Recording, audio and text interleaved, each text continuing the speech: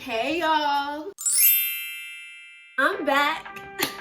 I'm back. I know you're happy to see me. I know it's been a little bit. I'm stepping back into my YouTuber era. In this video, I'm going to be telling you 17 things that I've learned at 17. And I feel like it's always good to do a little bit of reflecting on certain things, especially at the end of the year. This is going to be a yearly thing because I did this last year. 16 things that I've learned at 16. We're gonna start off a little bit strong, a little bit sad, but like it's not that sad because I have a good message.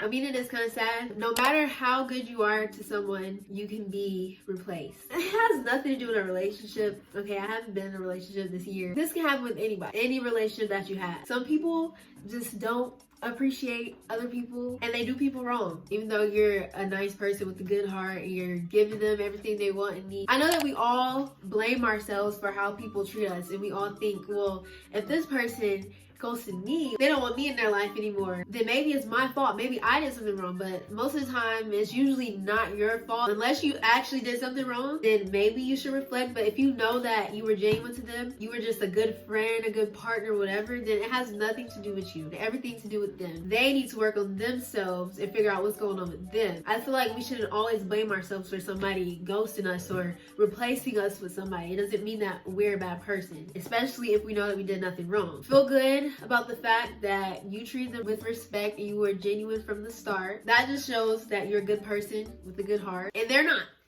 It's not your fault that that person did you dirty. The start of every day is a new chance to better yourself. Every day is a new start, okay? And it might sound cliche, or it might sound like, okay, we already know this. But I know that a lot of people, including myself, whenever I don't get something done in a day, I wake up and I'm like, oh, I was supposed to do this yesterday and I didn't do this yesterday. I need to do this, I need to do this, but I don't feel accomplished by the end of the day. You can always continue that the next day. You can always set new goals the next day. You can always restart at any part of the month the next day, whether it's the 1st, the 4th, the 10th of the month, or whatever day of the week it is. It's a new start for you to better yourself and for you to set goals and for you to plan out your life. It's okay to feel bad about the things that you thought you've gotten over. That's all part of the healing process. And what taught me this is because I found myself feeling those old feelings from the past. It shouldn't be like this, like I already got over this. But in reality, healing comes in waves. It's not always good. I feel like I talked about this on my last video. You gotta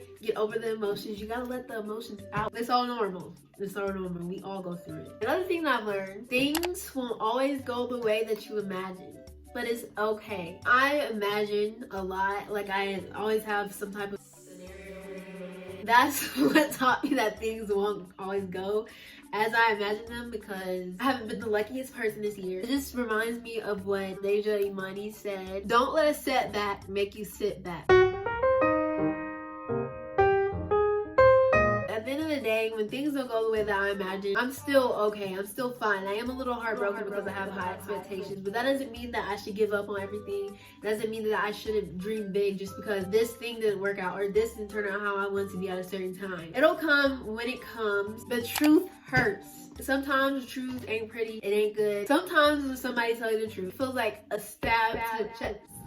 I'm trying to learn how to accept it. It's only embarrassing if you're embarrassed. And I feel like I said something like this in my last video. It was something about live your life, blah, blah, blah. I'm just a very anxious person. I used to get embarrassed very easily. If I mess up on a word, or if I don't do this completely right, or if I trip and fall in front of people, then it's embarrassing. But to be honest, I feel like nobody's really paying attention to you as much as you are paying attention to yourself. So those people that see you mess up, they might let off a little chuckle, but they ain't gonna be thinking about you later. If you do something and you're like, oh my god, I'm so embarrassed, then it's embarrassing because you said it's embarrassing. Nobody can tell you that it's embarrassing if you don't feel embarrassed. It's just all a mind thing. You live and you learn. There were a lot of things I didn't know how to do this year, and I used to always beat myself up for not knowing how to do it or not knowing certain things. But one thing I learned is that I'm only 17, okay? I'm still, I'm still learning how to do stuff, so I feel like I shouldn't be too hard on myself for not knowing how to do certain things because I've barely lived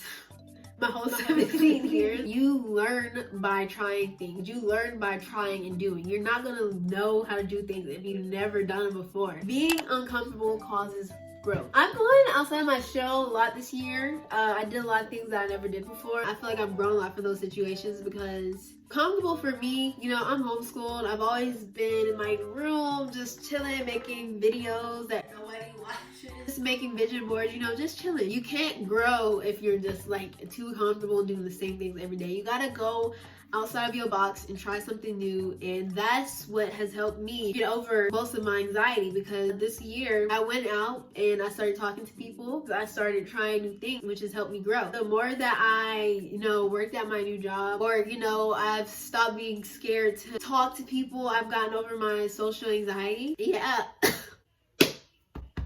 I just allow myself to be bad at something and to be uncomfortable around people. I've grown a lot from it. Another thing I learned is that you gotta stop being scared to take risks. Closed mouths don't get fed. I feel like what made me come to this conclusion is not even like, take that risk, go talk to that person you've been wanting to talk to for the longest, go ask for that Instagram, go find that Instagram. Say what you want to say, do what you want to do, just have fun with it. I took a couple risks this year and I'm not mad at it. Don't be scared. Don't do it. If you don't do it now, if you don't ask that question, if you don't talk to this person, you will never know what could have happened. And I feel like that's the thing with me, is that I would do it regardless. You gotta take the risk because you never know. You never know. And I would rather know than to be regretting not taking that risk. If he wanted to, he would. Or if she wanted to, she would. If they wanted to, they would. If he wanted to text you, he would. If he wanted to call you, he would. If he wanted to take you out, he would. But he didn't. So he obviously does not want to. So what you will do with that information is you will leave that person alone. Your friends, you know, they always going out without you and they always leaving you out of something. If they wanted to include you, they would. But did they include you?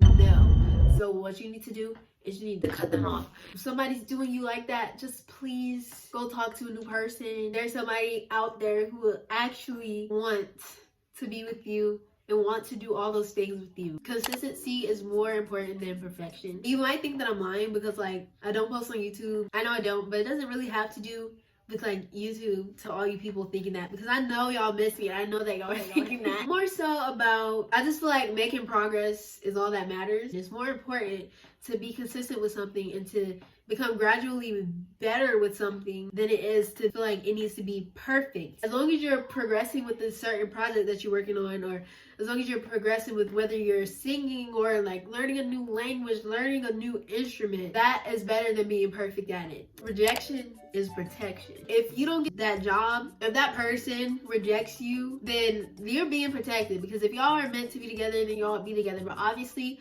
y'all are not, which is why they rejected you and you probably dodged a bullet. That person could be like a serial cheater or something, or that person could be crazy. You just dodged a bullet. That job, you never know what would have happened at that job. That job could have been detrimental to your mental health. But they say, oh, we don't want to hire you. You take it as, okay, that job was not for me, which is why I didn't get the job. Always think about that when you get rejected. Just be like, okay, well, I've been protected from the situation.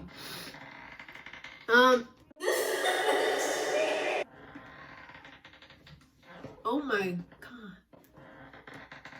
That is crazy. It's okay to separate yourself and put yourself first. People will call you selfish for this. I feel like it's important to take time to be by yourself and to separate yourself from certain people. If you feel like they are not good for your mental health, if you feel like it's just not something that you should be around all the time, you need to be there for yourself more than you need to be there for anybody else. You always need to have your back, and you always need to make sure you're okay. You always need to make sure your mental is good. You always need to make sure that you're good before you make sure anybody else is good. I'm not saying like just completely forget about people, but I'm just saying, because how are you going to be able to take care of somebody else when your mental health ain't even right? Or if you need help, you need to give that help to yourself, or you need to, you know, find different things that'll help you out before you help the next person out. You're not selfish for this. I feel like it's going to seem like I'm contradicting myself, but just hear me out, hear me out. You do not have to force yourself to grow. You know, you're supposed to grow, we're supposed to evolve, we're supposed to learn different things. It becomes unhealthy whenever you feel like you need to change yourself every second because you don't like yourself. I was watching on YouTube, she made a whole video about this topic. She was saying you need to ask yourself, why do I want to change so much? Do I want to change because I don't accept myself? If you're at a point in your life where you feel like you're not growing, you're not learning, that's okay. Like, especially if you're my age, you are still super young and you have your whole life to learn. You're gonna live some more. You know, you haven't even turned 18 yet. You haven't even learned half the things that you're supposed to learn yet. Those things will come naturally as life goes on. You shouldn't have to feel like you have to change because you're unhappy with yourself. Unless you're just a horrible person, as she said in that video. Who you are right now is lovable. You should want to grow and improve, of course. But I feel like the first step to that is accepting who you are right now. I saw this comment that said you can't hate yourself into the version that you love. Growth takes time. And it's just something that you have to work towards. It shouldn't be something that you force yourself into. Look at self-improvement as bettering and adding on to who you are right now instead of completely changing yourself. Sometimes I feel like I should be a completely different person right now, but I've learned that my life hasn't really even started yet. The best thing to do was just be to accept who I am right now. And to accept where I am right now. And I'll improve more and I'll grow more as life goes on. It is okay for you to sit in your problems. It is okay to just, you know, turn off your phone, turn off your TV, and let yourself feel your emotions, because I feel like we all have our distractions. You know, I watch a lot of TV. We're always on social media, or we always feel like we need to take our mind off of what we're struggling with or what we're going through. But I feel like the truth is, it's okay to just allow yourself to just sit there and cry. Allow yourself to be mad and like growl and scream, or just allow yourself to feel whatever you're going through, because I feel like that's the only thing that you can really do to get over it, is actually feeling the emotions and actually understanding what you feel. This is my last one. I feel like this one is going to be very short, why can't it come out? Very simple, to say the least. Being optimistic is important, and I say this because my mom, she sent me this text message. It says, whatever you want to be, you can be it. The opportunities will come no matter where you are, as long as you match the vibration of it. Being optimistic means just being positive and believing that anything can happen at any time, no matter where you are, no matter what you're doing. I feel like if you believe that it can happen, if you believe in yourself, and if you believe and trust in the universe, then it can happen. You don't always have to be positive. Of course, we're not always positive. Nobody's always positive. But at the same time, it's still very important to be optimistic, even when it seems like you're not in the best position. It's important to always have that belief in the back of your mind that everything's going to be okay, and that you can get yourself out of this situation, and that you can do whatever you want to do, whether it's career-wise or anything is possible. Anything, like literally anything can happen. The world is in your hands, okay? Remember that. Remember that you are the main character of your life. The opportunities will come to you no matter where you are, as long as you match the vibration of it. In the words of Nancy, I really hope that y'all enjoyed this video, because those are the 17 things that I've learned at 17. Can y'all believe that I'm going to be 18 in like 4 months? If you want to, just comment down the things that you learned this year. It could be like one little important thing you learned. If you made it to the last few seconds of this video, you might as well subscribe and see some more videos, and I'll see you in my next video. Bye!